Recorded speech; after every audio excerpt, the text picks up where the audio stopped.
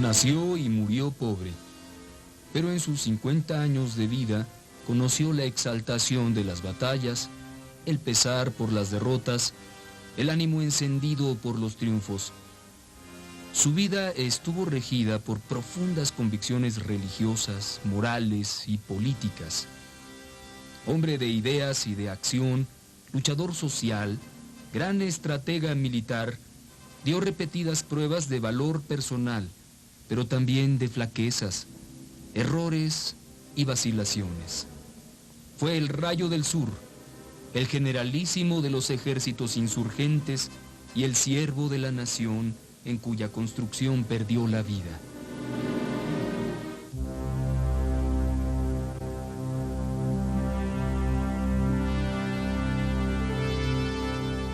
¿Cómo están, amigos?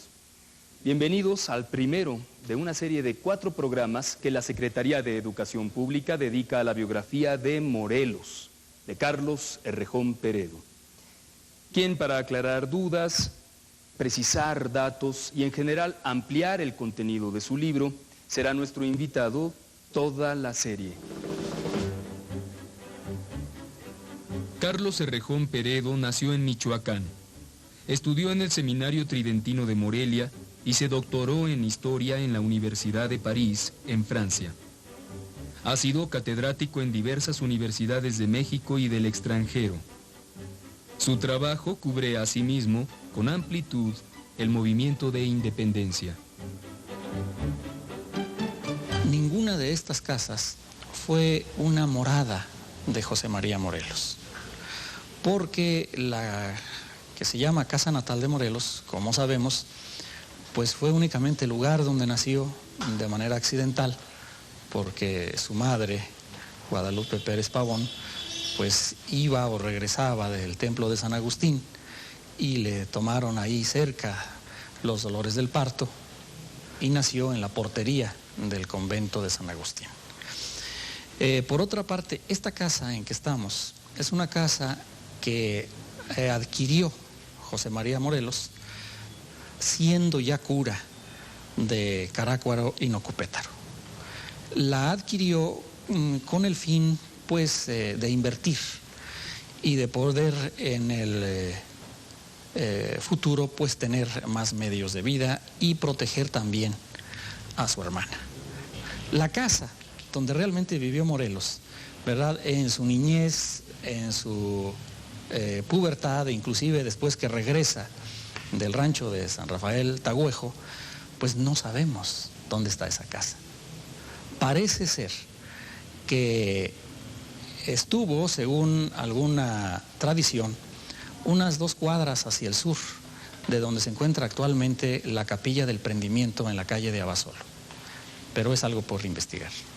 En este libro, el autor pone especial atención a los años de formación de Morelos y a su vida previa a octubre de 1810, fecha en que éste se entrevistó con Hidalgo y decidió unirse a la lucha por la independencia. En esos años de infancia, cuando el carácter del futuro caudillo comenzó a formarse, la ausencia del padre y la consiguiente necesidad de ayudar a la manutención familiar fueron hechos decisivos.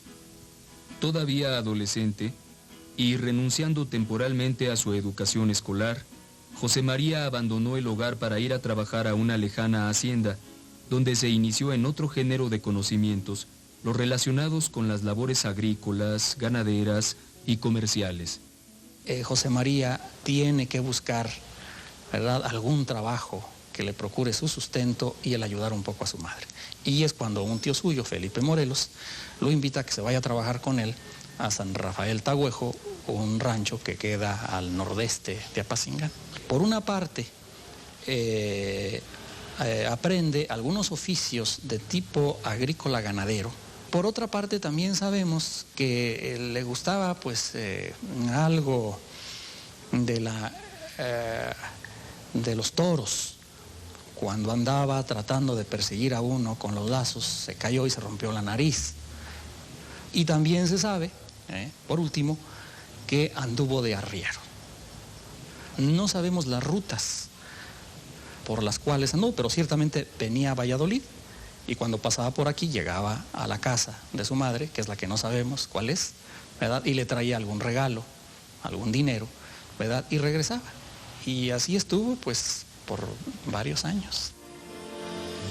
De esa época datan también sus primeros conocimientos de la región de Tierra Caliente, ubicada en los límites de los actuales estados de Michoacán y Guerrero, y que, andando el tiempo, sería uno de los principales escenarios de sus campañas militares. Bueno, yo pienso que algo que sí pudo aprender José María Morelos fue el trato con la gente, y con la gente del campo. Desde el modo de ser, el lenguaje, la cultura, en una palabra, de la gente, y es lo que le permite también ese trato sin dificultades, sin problemas, con gente de todo rango. Porque por otra parte, como tiene la formación que va a adquirir en el seminario, en el Colegio de San Nicolás, entonces en un momento dado sabrá alternar con los grandes y con los humildes, con todo mundo, ¿verdad? Y la facilidad de la comunicación, la franqueza, etcétera, todo esto pienso que es lo que fundamentalmente le sirvió y lo capacitó para ser un líder.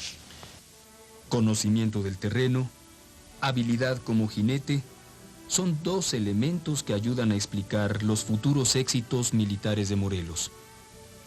Pero sus conocimientos de estrategia y tácticas guerreras, ¿de dónde los obtuvo? Pues yo pienso que el aprendizaje de la guerra en Morelos fue gradual. Y esto, que haya sido gradual poco a poco, fue lo que le permitió, ¿verdad?, ir construyendo unas propias estrategias. Es decir, comenzó con pocos hombres, tuvo algunos enfrentamientos, pero también con destacamentos pequeños de realistas que estuvieran más o menos a la altura de sus propias fuerzas, y así fue subiendo poco a poco en número, ¿verdad?, de soldados de su ejército, y que se enfrentaban también a un número más o menos correspondiente de adversarios.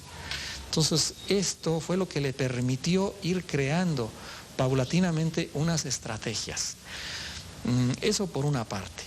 Por otra, su experiencia como arriero, su contacto con la gente, pues le abrió muchos caminos de comunicación para que en el momento de planear un ataque y de llevarlo a cabo, esa comunicación con sus soldados fuera muy importante en la estrategia. Creo que en general en los ejércitos un punto importante es que hasta el último soldado mantenga una comunicación con los objetivos del general en mando. Y creo que esto lo logró Morelos. Estableció una gran comunicación entre él y hasta el último soldado de sus tropas. De allí que las tropas, como sabemos, le tenían un gran afecto, todos los soldados, durante todo el tiempo. Y esto se traduce, yo pienso, en esa comunicación, que es uno de los elementos importantes para la estrategia. Por otra parte, también sabemos que Morelos llegó a tener en sus manos un libro de estrategia militar, unas instrucciones militares nada menos que de uno de los reyes de Prusia, que es un texto clásico de estrategia. No sabemos exactamente en qué momento haya llegado a manos de Morelos ese libro. Inclusive no podemos descartar la posibilidad que lo haya conocido desde antes de la guerra. En este caso, ¿verdad?, pues sin duda alguna que allí encontró, ¿verdad?, pues una fuente de inspiración, inclusive algunas fórmulas de estrategia. Y finalmente hay una noticia, ¿verdad?, del propio Morelos, pero que posiblemente no corresponda a la realidad. Cuando estaba en el sitio de Cuautla, le manda una carta a una de las autoridades realistas, no sé si a Calleja, que lo sitiaba, o a Venegas, que era el virrey, donde le dice, ¿verdad?, y nos tiene sin cuidado, ¿no? Yo los conozco bien ustedes. Acuérdese además usted cuando yo mismo estuve, y usted estaba ahí, en el sitio tal, en el norte de África o sur de España, en una de las guerras. ¿verdad? Lo dice Morelos. Entonces esto ha planteado, ¿verdad?, la gran duda de si Morelos, en esos largos años en que supuestamente estuvo en Tahuejo, no haya ido algunos años, no se haya embarcado al viejo mundo y haya efectivamente estado allá y haya sido un soldado raso en algunas de las batallas y ahí haya aprendido. ¿De qué materia están hechos los héroes? Por definición, son seres cuyas hazañas o proezas los han elevado por encima del común de los mortales. Pero, ¿acaso dichas hazañas o proezas pueden explicarse al margen de su tiempo y de la sociedad de la que formaron parte? La ciudad de Valladolid en la segunda mitad del siglo XVIII, pues era una población próspera, no muy grande, y su prosperidad venía principalmente por ser sede del extenso obispado de Valladolid, a donde afluían consiguientemente los diezmos del Bajío. También, para que nos demos una idea de lo que significaba la capitalidad eclesiástica de esta ciudad, Guanajuato, que era una de las poblaciones más importantes de toda la Nueva España, era una parroquia que dependía de Valladolid. Otra de las parroquias de Valladolid era San Luis Potosí, Colima. Entonces, esto hacía que aquí, ¿verdad?, confluyeran muchos intereses y recursos, ¿verdad? No porque la región fuera especialmente rica en cuanto a agricultura, sino por ser la capital, ¿verdad? Y eso hacía que también desde tiempos antiguos fuera una ciudad escolar, ¿verdad? Aquí se había fundado desde el siglo XVI un colegio, el Colegio de San Miguel, que cuando se vino el de San Nicolás se fusionó con él. Y en el siglo XVIII se funda el Seminario de San Pedro Apóstol. De modo que había esas dos instituciones importantes, San Nicolás y el Seminario de San Pedro. Y además estaban aquí los agustinos, los franciscanos, en donde también había, ¿verdad?, centros de estudio. Llegaron también desde el siglo XVI los jesuitas, que pusieron también colegio. Algunos de los jesuitas que desde mediados de siglo habían estado aquí, había habido ya un afán de reforma, al menos en los estudios, en las ideas, lo que algunos llaman que primero en la Nueva España se dio la subversión de las ideas. Y sabemos que aquí en Valladolid estuvo nada menos que Francisco Javier Clavijero, uno de los representantes de esta renovación. Aquí se ordenó al que mencionamos, Juan Benito Díaz de Gamarra, que es uno de los grandes introductores también de la llamada modernidad en México. Y el obispo San Miguel tenía todo un equipo de gente que era de una corriente renovadora. Y hay una oligarquía, ¿verdad?, que tiene una serie de alianzas con la Iglesia o con otros oligarcas de la Ciudad de México, ¿verdad? Y es en este ambiente donde crece Morelos, ¿verdad? Y por otra parte también, en ese tiempo es cuando se construye el acueducto. El obispo Antonio de San Miguel, que es quien lo va a ordenar, al poco tiempo de haber llegado aquí, se enfrenta con la crisis agrícola tremenda de 85-86 y una forma de tratar de aliviar la situación de la población es la construcción del acueducto. Y este mismo obispo decía como lema, ¿verdad?, que lo que tenía que hacer él y todo su clero era seguir la teología política de la caridad. La etapa de la guerra insurgente encabezada por Morelos representó un avance con relación a la de Hidalgo, no solo en el terreno de la organización y disciplina militar. Lo de Hidalgo pues no se puede llamar tropas, tenía un número muy reducido ¿verdad?, de soldados propiamente dichos, ¿verdad?, y la inmensa mayoría pues era gente que se había levantado pues así en masa, los pueblos enteros, hombres, mujeres y niños. Entonces no era un ejército.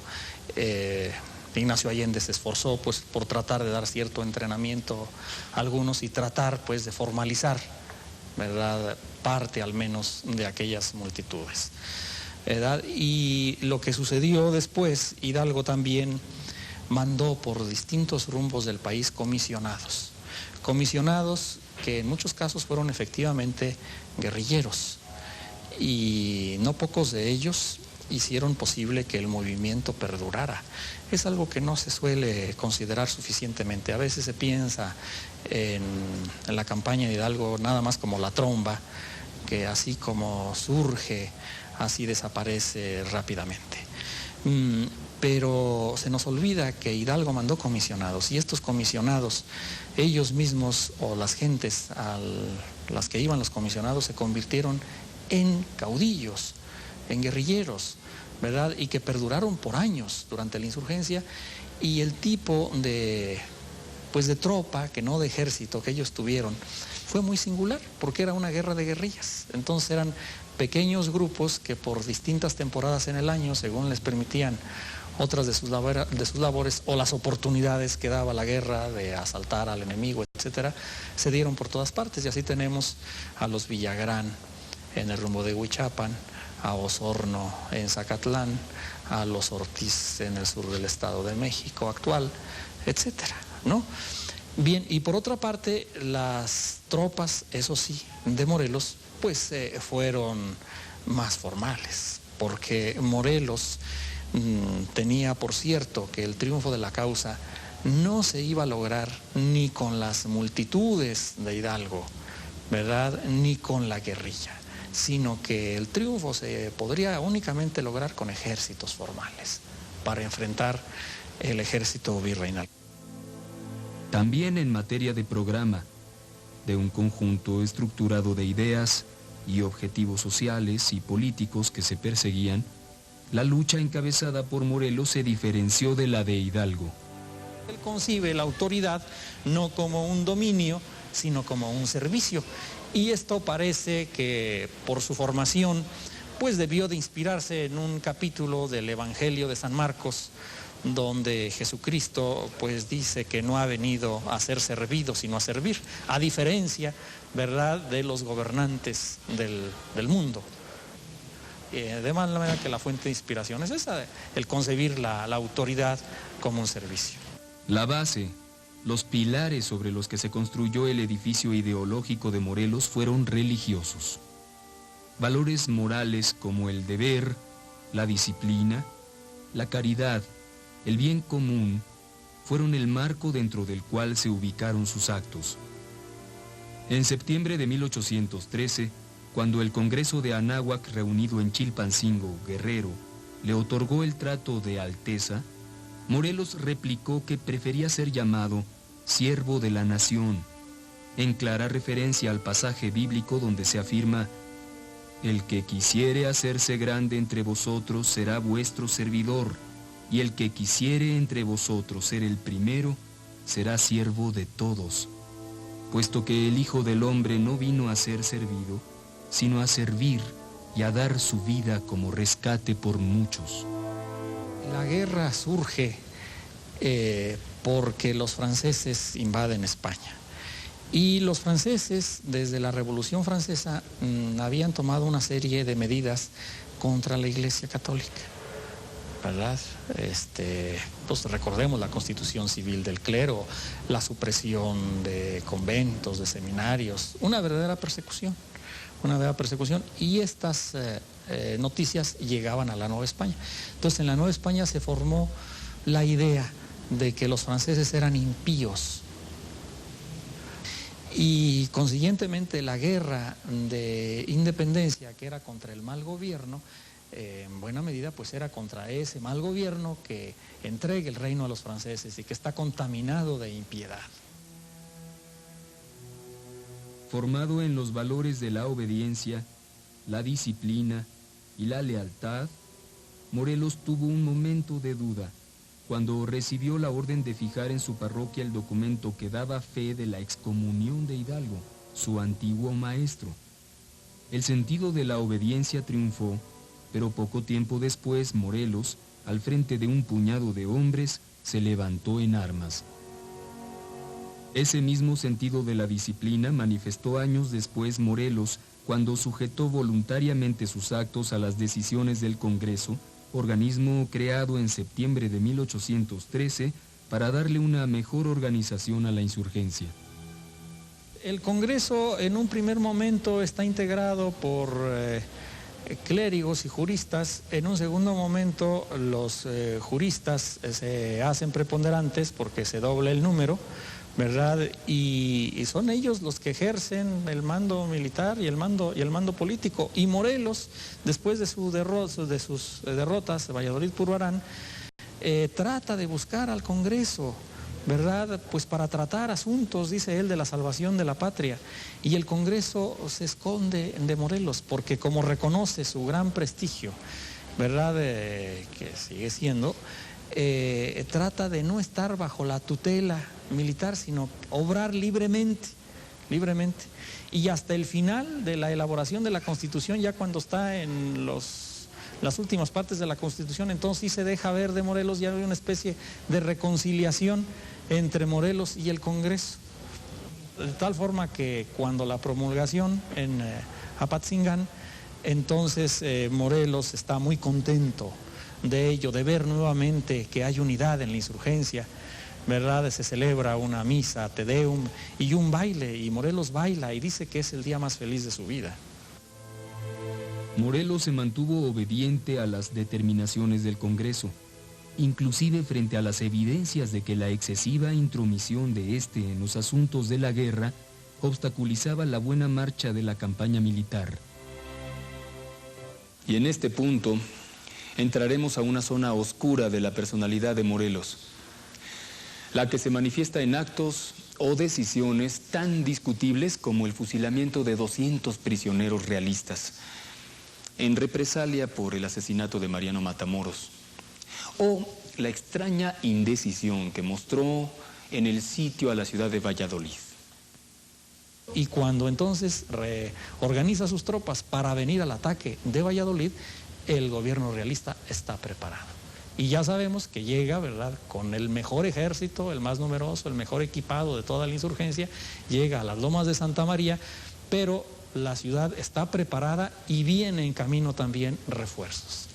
Y aparte de eso, bueno, pues sabemos que Morelos en ese momento le ocurre una especie de enajenamiento que podemos atribuir a que previamente, el 12 de diciembre, pasó por sus parroquias antiguas, pasó por Carácuaro, por Nocupétaro, y se dio cuenta de que la parroquia tan querida para él estaba muy abandonada, como efectos de la guerra, de todo lo que había pasado, y posiblemente se dio cuenta, ¿verdad?, que Brígida Almonte se había muerto, ¿verdad?, o estaba por morir, o la misma Brígida le haya dicho ya deja la guerra, ¿verdad?, sus mismos feligreses, ¿verdad?, los vio quizás no totalmente convencidos por la guerra, de tal manera cuando llega aquí a las Lomas de Santa María, prácticamente no puede hacerse cargo del ataque, ¿verdad? Le da también un dolor de cabeza, ahí sí, y sucede pues lo que ya sabemos, ¿no?, que por otro lado el criollo y paisano suyo, Agustín de Iturbide,